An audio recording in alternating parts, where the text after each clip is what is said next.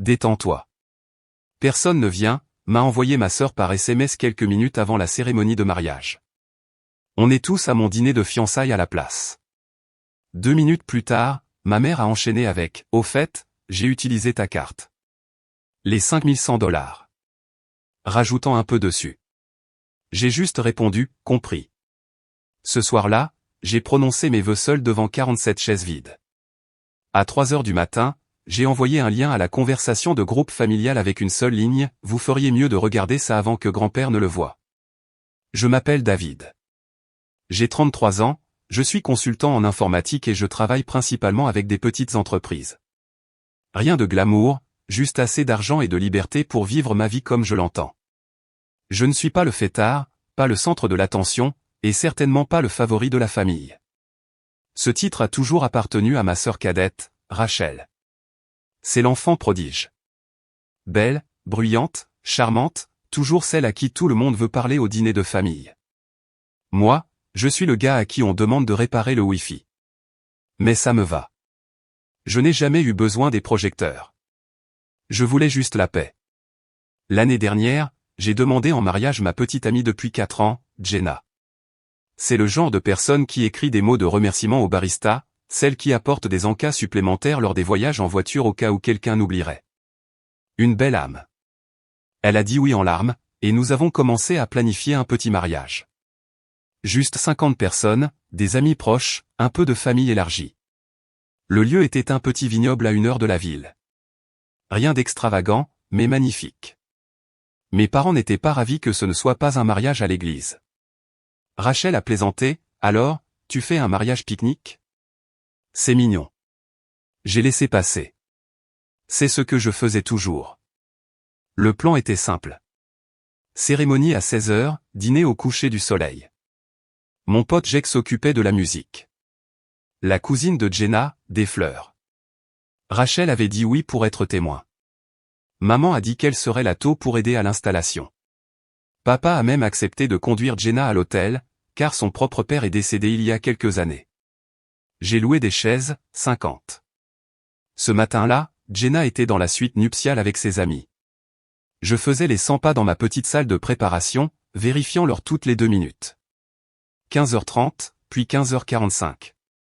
Personne de ma famille n'était arrivé. À 15h55, je transpirais à grosses gouttes. J'ai envoyé un SMS à Rachel. « Hey, vous êtes en route ?» Le reçu de lecture est apparu. Puis rien pendant une bonne minute. Puis sa réponse est arrivée. « Détends-toi. Personne ne vient. » J'ai fixé le message, sans même comprendre. Puis un autre SMS a vibré. On est tous à mon dîner de fiançailles à la place. Quoi? 2 minutes plus tard, une autre notification. Ma mère. Au fait, j'ai utilisé ta carte. Les $5100. Rajoutant un peu dessus. Je n'ai pas répondu. Je suis resté là, clignant des yeux. Dehors, l'officiant a passé la tête pour demander « Sommes-nous prêts à commencer ?» J'ai hoché la tête. Nous le sommes. Ce soir-là, j'ai prononcé mes vœux seul devant 47 chaises vides. À 3 heures du matin, j'ai envoyé un seul message à la conversation de groupe familial. Vous feriez mieux de regarder ça avant que grand-père ne le voie. Puis j'ai joint une vidéo et je suis allé dormir. Laissez-moi revenir en arrière. Rachel a toujours été le centre de l'orbite familiale. Quand nous étions enfants, c'était de petites choses. Si j'avais un A, Rachel avait un sourire et un « tu es si intelligente ». Si j'avais un B+, j'avais droit à un « peut-être que tu devrais essayer plus fort la prochaine fois ». Quand je réparais l'ordinateur portable de maman, je ne faisais que ce que David fait toujours. Quand Rachel mettait à jour sa bio Instagram, maman appelait pour en parler pendant 40 minutes. Une fois adulte, ce n'était plus subtil. Rachel a obtenu un emploi en marketing dans une agence de relations publiques de Luxemville. J'ai décroché un contrat à long terme pour gérer les systèmes back-end d'une entreprise de fourniture médicale. Le mien payait mieux, avait des avantages sociaux, de vraies responsabilités. Mais devinez qui a eu droit au dîner de célébration familiale avec du champagne? Pas le gars qui répare les serveurs, c'est sûr. La question de l'argent est devenue délicate très rapidement. Rachel s'est habituée à ce que tout le monde la tire d'affaire. Elle a atteint le plafond de sa première carte de crédit à 23 ans. Papa l'a remboursée pour protéger son crédit. Elle s'est fait virer de son deuxième emploi pour avoir manqué trop de jours. Maman a qualifié ça de « culture de travail toxique ». Quand elle a voulu louer un SUV de luxe malgré son salaire de débutante, devinez qui a co-signé le prêt? Vous l'avez deviné, moi. C'est juste pour un an, avait-elle dit. Jusqu'à ce que je sois promue. C'était il y a 4 ans. Elle n'a jamais été promue. Je recevais toujours les relevés. Ce n'est pas comme si j'avais de l'argent à jeter par les fenêtres. Je gagnais un revenu décent, bien sûr, mais j'étais prudent avec. J'avais un appartement modeste, je conduisais une Honda de 10 ans, je mangeais des repas faits maison 90% du temps. Tout l'excédent allait dans mes économies avec une note mentale, c'est pour Jenna, pour la maison, pour notre mariage, pour notre vie ensemble. Jenna était au courant pour l'argent. Elle n'était pas ravie. Je lui avais dit, c'est juste la famille. Ils finiront par comprendre. Et elle m'a cru. Mon Dieu, j'aurais aimé qu'elle ne le fasse pas. Mes parents traitaient Jenna comme si elle était acceptable. Pas extraordinaire, pas chaleureuse, pas comme une nouvelle fille, juste là. Papa oubliait toujours son nom en racontant des histoires. Maman lui a demandé une fois à Thanksgiving si elle faisait toujours son truc de boulangerie, alors que Jenna était coordinatrice de projet dans une maison d'édition depuis 2 ans. Rachel, bien sûr, s'en délectait. Elle avait toujours besoin d'être la plus belle femme de la pièce. Et dans notre famille, elle l'était. Chaque fois que Jenna portait quelque chose de mignon, Rachel faisait la grimace. Chaque fois que Jenna mentionnait une réussite professionnelle, Rachel changeait de sujet. Des choses subtiles, froides. Puis sont venues les fiançailles. J'en ai d'abord parlé à mes parents. Ils ont été polis. Félicitations, a dit maman. C'est bien. La réponse de Rachel, attends, tu as fait ta demande avant de me le dire? C'est grossier, David. J'ai balayé ça d'un revers de la main. Quand nous avons commencé à planifier le mariage, nous voulions quelque chose de petit, juste 50 invités, pas d'église, pas de traditions extravagantes, pas de discours, des vœux simples, un dîner au coucher du soleil. Rachel a appelé ça un « fantasme Pinterest ». Maman n'arrêtait pas d'essayer de le changer. Tu es sûr que tu ne veux pas que ton père fasse un toast? Il l'a conduit à l'hôtel. N'est-ce pas suffisant? Jenna essayait de maintenir la paix. Soyons juste gentils, disait-elle. C'est juste un jour. J'aurais dû me méfier quand Rachel a proposé de s'occuper du gâteau. Nous lui avons envoyé $480 du fonds du mariage pour passer la commande. Les semaines ont passé. J'ai posé des questions à ce sujet. Elle a dit qu'elle l'avait commandé. Puis, un soir, Jenna a trouvé une facture par email. Rachel avait annulé le gâteau et dépensé l'argent pour une journée au spa avec ses amis. Elle ne l'a même pas nié. Écoute, j'étais stressée, a-t-elle dit. Et honnêtement, personne ne mange de gâteau au mariage. Prenez des cupcakes, ou autre chose. C'était 2 mois avant la cérémonie. J'aurais dû annuler son invitation sur le champ. Mais je ne l'ai pas fait, parce que je m'accrochais encore à ce fantasme que ma famille, dysfonctionnelle, égoïste, inconsciente, serait là le jour qui comptait. Puis est venu le drame de la robe. Rachel a porté du blanc à la fête prénuptiale de Jenna. Du blanc, pas crème, pas blanc cassé. Du blanc de mariée, avec un décolleté en cœur et des chaussures assorties.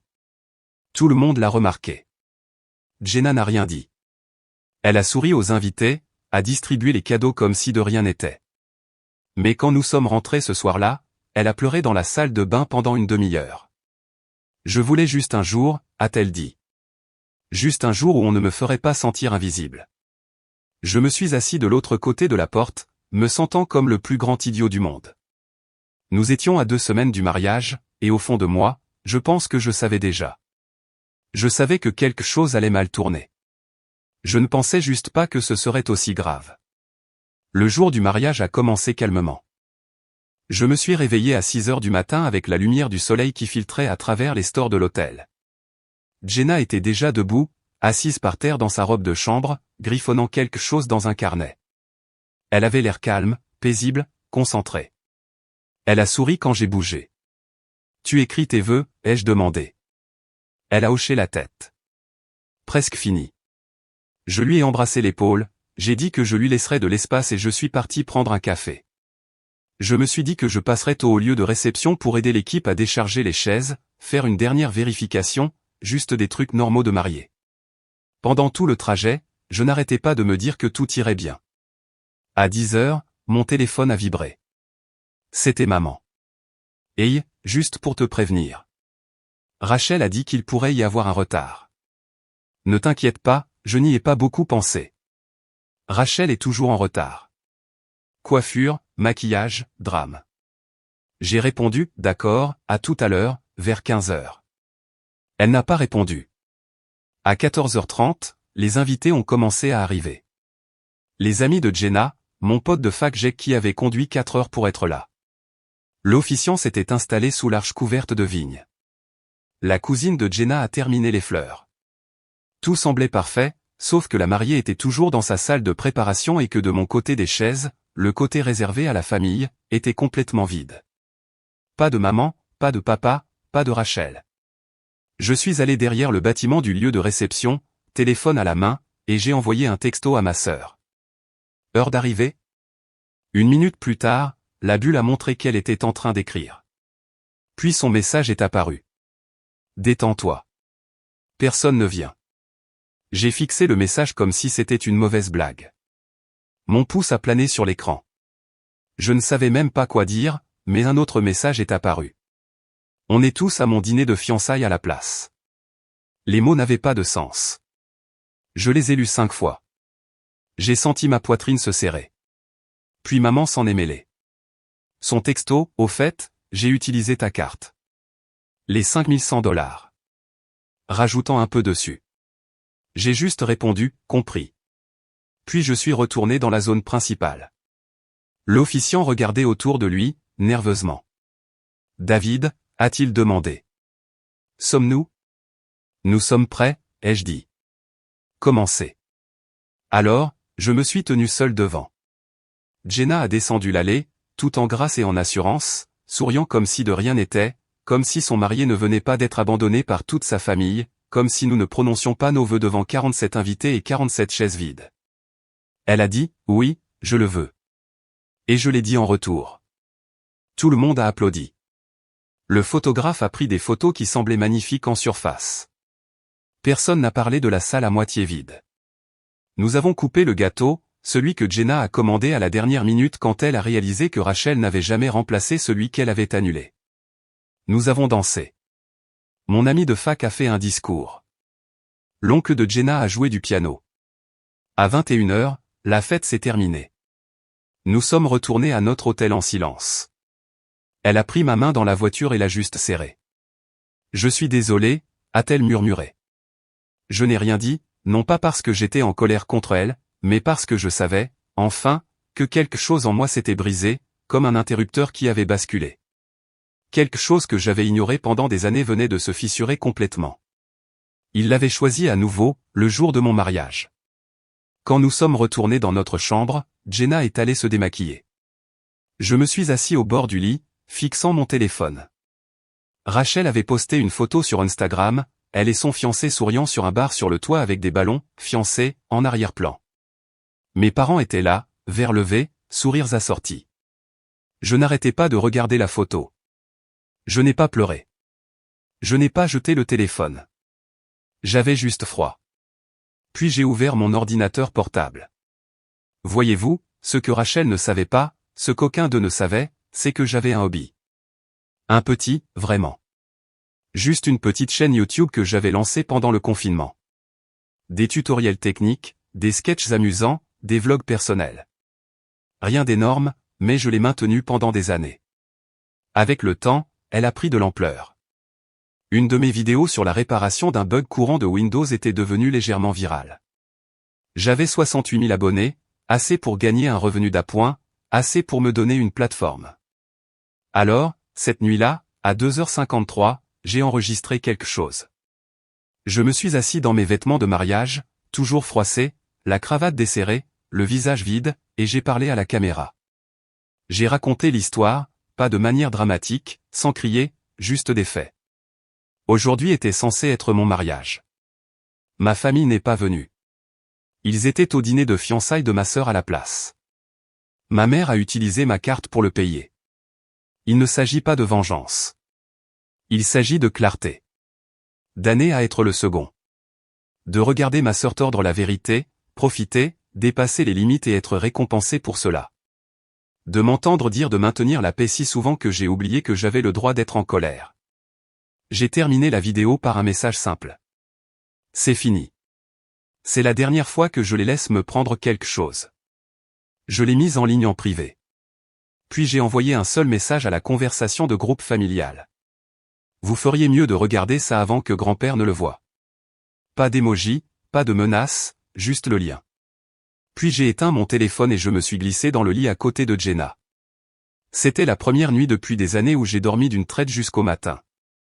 Je me suis réveillé avec 53 notifications manquées. 4 de ma mère, 3 de mon père, 28 de Rachel, le reste venait de cousins, de tantes, une de grand-père, et un tas de DM Instagram de gens que je ne connaissais même pas.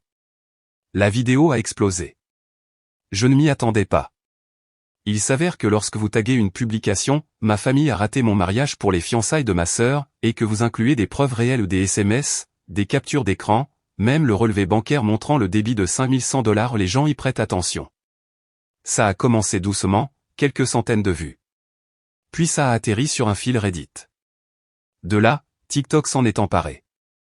En 24 heures, ma chaîne est passée de 68 000 à 150 000 abonnés. Les commentaires étaient un mur de soutien. Mec, c'est brutal. Je n'arrive pas à croire qu'ils aient fait ça. Ta sœur est carrément injuste. Jenna est une reine d'être restée à tes côtés. Ça frappe plus fort que n'importe quel film dramatique familial que j'ai jamais vu. L'Instagram de Rachel est passé en privé en moins de 6 heures. Mes parents n'ont rien posté du tout. Même pas leur brunch du dimanche habituel. Le silence était assourdissant. Mais la conversation de famille, c'était le chaos. D'abord est venu le message de papa, David, qu'est-ce que c'est? Retire cette vidéo maintenant. Puis maman, c'est profondément injuste. Tu étales des affaires de famille privées en ligne. On essayait juste de soutenir Rachel. Puis Rachel elle-même. Un véritable essai. Tu es dégoûtant de faire ça. Tu nous as fait passer pour des monstres. Tu déformes tout. Cette vidéo est une trahison complète. Tu sais, je préparais mes fiançailles depuis des mois. Aucune excuse, aucune reconnaissance de ce qu'elle avait fait. Juste de la rage que j'ai dit la vérité. Je n'ai pas répondu. Ce soir-là, Jenna a fait des pâtes. Nous nous sommes assis à table comme un couple normal un mardi.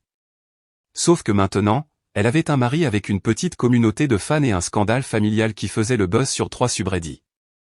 Ça va, a-t-elle demandé. Je crois, ai-je dit. Juste fatigué. Je suis fier de toi. Ça signifiait plus qu'elle ne le savait. Les jours suivants ont été un tourbillon. Un de mes anciens professeurs m'a envoyé un email. Un ancien collègue d'un vieux contrat informatique m'a envoyé un message disant qu'il avait regardé la vidéo avec sa femme et qu'il avait pleuré. Un photographe de mariage que je ne connaissais même pas nous a offert une séance photo gratuite en guise de rattrapage. Mais ce qui m'a vraiment touché, c'est grand-père. Il m'a appelé 2 jours plus tard, la voix tremblante. David, j'ai regardé la vidéo. Je me suis préparé, mais il a dit, j'ai toujours soupçonné qu'il favorisait Rachel, mais ça m'a brisé le cœur. Je n'ai pas dit grand-chose, j'ai juste écouté. Je veux que tu saches, a-t-il dit, si j'avais su ce qui se passait, si quelqu'un m'avait dit à quel point c'était grave, j'aurais dit quelque chose. J'aurais dû dire quelque chose il y a des années. Il nous a envoyé un cadeau de mariage à Jenna et moi le lendemain. Un chèque de $5000 avec une note, utilisez ça pour quelque chose qui vous rend heureux, pas eux. J'ai pleuré en le lisant. Ce week-end-là, Jenna et moi avons quitté la ville. Nous avons réservé 2 nuits dans un chalet dans le nord. Pas de Wi-Fi, pas de SMS, juste le calme, les arbres, une cheminée, du vin. La pause était nécessaire. De retour à la maison, les choses ont commencé à s'effondrer pour eux, pas pour nous. Une des amies de Rachel, quelqu'un qui avait vu les publications du dîner de fiançailles, a commenté toute la situation. Alors, attends, tu savais que le mariage était ce jour-là, et tu as quand même choisi ce moment. Une autre amie s'est désabonnée d'elle, puis une autre, puis une cousine. Le cercle a commencé à s'effondrer. J'ai appris par une parente, la sœur de ma mère, qu'il y avait eu une dispute criarde lors d'un brunch familial le dimanche suivant. Grand-père les avait traités d'égoïstes et d'insouciants. Maman est partie. Papa a suivi. Rachel a apparemment pleuré et a prétendu que j'avais manipulé Internet, quoi que cela signifie. Pendant ce temps, Jenna et moi sommes revenus à la vie réelle. Elle est retournée au travail. J'ai continué à créer du contenu. Ma boîte de réception était pleine de demandes d'interview. Je les ai toutes refusées. Il ne s'agissait pas de notoriété. Il s'agissait de lâcher prise, de tracer la ligne. Un soir, environ 2 semaines après le mariage, on a frappé à la porte. C'était papa. Il avait l'air fatigué, plus vieux en quelque sorte. « Je veux juste parler », a-t-il dit. Jenna est restée dans l'autre pièce. Je l'ai laissé s'asseoir dans le salon. Il n'a même pas touché le verre d'eau que je lui ai offert. « Je ne savais pas qu'il faisait ça », a-t-il commencé. Je le jure. Je ne savais pas. Je pensais qu'il viendrait plus tard. Je pensais qu'il se pointerait au moins pour le dîner. Ta mère a dit que c'était juste un arrêt rapide à l'événement de Rachel. Je ne savais pas, il s'est interrompu. Alors tu as vu les chaises, ai-je dit. Il a hoché la tête. Et tu as vu la facture? Il a tressailli. J'ai dit à ta mère de ne pas utiliser ta carte. Je lui ai dit, mais elle l'a fait. Silence. Pourquoi ne m'as-tu pas appelé, ai-je demandé. Pourquoi n'as-tu pas envoyé de texto ou même expliqué? J'avais honte, a-t-il dit doucement. Je ne savais pas quoi dire. Je l'ai cru. Au moins en partie. Mais ça n'avait plus d'importance. Tu l'as laissé faire, ai-je dit. Tout ça, pendant des années. Tu l'as laissé me traiter comme une pensée après coup. Tu as laissé Rachel prendre tout ce qu'elle voulait. Tu ne l'as jamais arrêté. Je sais, a-t-il dit. Et maintenant, il est trop tard. Il a baissé les yeux. Tu peux toujours être son père, ai-je dit. Mais tu n'es plus le mien. Plus maintenant. Il est parti après ça. N'a pas crié, n'a pas argumenté, a juste franchi la porte comme un homme qui avait enfin réalisé ce qu'il avait perdu. Je n'ai plus eu de ses nouvelles depuis. Jenna et moi avons déménagé 3 mois plus tard. Un nouvel appartement, un nouveau départ. Nous avons encadré une des photos du mariage, juste nous deux sous le coucher du soleil, sans foule. Parfait. Parfois, les gens me reconnaissent encore en ligne. Ils disent, « Eh, n'êtes-vous pas le gars de l'histoire du mariage ?» Je souris. Je dis, « Oui, c'était moi. » Et je n'ai pas honte, parce que pour une fois, enfin, j'ai dit la vérité et j'ai choisi la paix. Même si cela signifiait fermer la porte à des gens que j'appelais autrefois ma famille. Cela fait 9 mois depuis le mariage. Je n'ai pas parlé à ma mère depuis le jour où elle m'a envoyé un SMS à propos de l'utilisation de ma carte de crédit. Elle a essayé d'envoyer un email une fois vers Noël. Une excuse de 3 lignes prises en sandwich entre des piques passives-agressives sur le fait que la famille devrait rester privée et que nous faisons tous des erreurs. Je n'ai pas répondu. Rachel est entrée en silence radio complet. Elle m'a désabonné de partout. L'amie de Jenna nous a dit qu'elle avait reporté indéfiniment ses propres plans de mariage. Apparemment, des gens ont commencé à se retirer de sa liste d'invités après la vidéo. Elle appelle ça une « pause spirituelle ». J'appelle ça des conséquences. Papa n'a pas repris contact, et c'est très bien. Il a fait son choix au moment où il s'est assis dans un restaurant à manger des gâteaux de crabe pendant que son fils se tenait seul devant 47 chaises vides. Les gens me demandent si je regrette d'avoir posté la vidéo. Pas une seconde. Parce qu'il ne s'agissait pas de vengeance. Il s'agissait de reprendre ma voix. Pendant trop longtemps, je les ai laissés réécrire l'histoire. Que j'étais trop sensible. Que Rachel avait juste une forte personnalité. Que maman essayait juste d'aider. Que papa était pris entre deux feux. Mais non, ce n'était pas la vérité.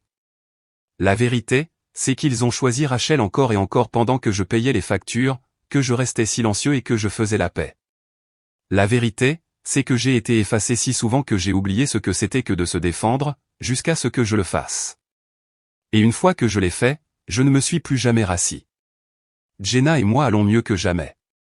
Nous avons eu une petite célébration avec des amis proches, une sorte de mariage 2.0. Pas de pression, pas de discours, juste nous, quelques bougies et un food truck de tacos dans le jardin. C'était parfait. Elle porte sa bague avec fierté. Je vois la façon dont les gens nous regardent maintenant. Pas avec pitié, mais avec respect, comme si nous avions traversé le feu sans en sortir amer, juste plus fort. Nous avons déménagé dans un nouvel appartement de l'autre côté de la ville. Plus petit, mais confortable. Des murs frais, pas de fantômes. Jenna a accroché notre photo de mariage préférée juste à côté de la cuisine. Celle où nous dansons seuls dans le vignoble, entourés de guirlandes lumineuses et de chaises vides. Certains pourraient trouver ça triste. Je pense que c'est honnête. Cette photo me rappelle ce que nous avons survécu. Parfois, je me demande si ma famille changera un jour. S'ils verront un jour vraiment ce qu'ils ont fait, s'ils s'excuseront un jour. Pas parce qu'ils se sont fait prendre, mais parce qu'ils comprennent. J'en doute. Et j'ai fait la paix avec ça. Parce que la vraie victoire n'était pas de les exposer. C'était de m'éloigner de la culpabilité, de la pression de maintenir la paix au détriment de ma propre santé mentale, de l'idée que je leur devais une patience infinie alors qu'ils ne me donnaient que des miettes. Je ne dois à personne une place dans ma vie juste parce que nous partageons de l'ADN. La famille est censée être un lieu de sécurité, pas une dette à vie. Et quand ils vous montrent qui ils sont, quand ils ratent votre mariage, vident votre compte en banque et en souris, croyez-les. De nos jours, je reçois encore occasionnellement un message de quelqu'un qui a regardé la vidéo. Parfois, c'est un adolescent qui dit « Ton histoire m'a donné le courage de parler ». Parfois, c'est un adulte qui dit « C'était mon enfance aussi ». Parfois, c'est juste un simple « merci ». Et à chaque fois, je souris, parce que peut-être que ce qui m'est arrivé n'était pas unique. Mais dire enfin la vérité, ça, c'était à moi, et je le garde. Et si vous lisez ceci, si votre famille vous a déjà fait sentir comme un plan de secours dans votre propre vie, je veux que vous sachiez quelque chose. Vous n'avez pas besoin de leur permission pour vous éloigner. Vous n'avez pas besoin de leur approbation pour protéger votre paix. C'est vous qui choisissez qui a accès à vous. Et parfois, la chose la plus courageuse que vous puissiez faire est de fermer la porte, tranquillement, sans drame, sans rage, juste en paix. Et quand ce silence s'installera, quand ils réaliseront enfin qu'ils ne peuvent plus vous atteindre, c'est là qu'ils comprendront ce qu'ils ont perdu. Et d'ici là, vous serez partis depuis longtemps.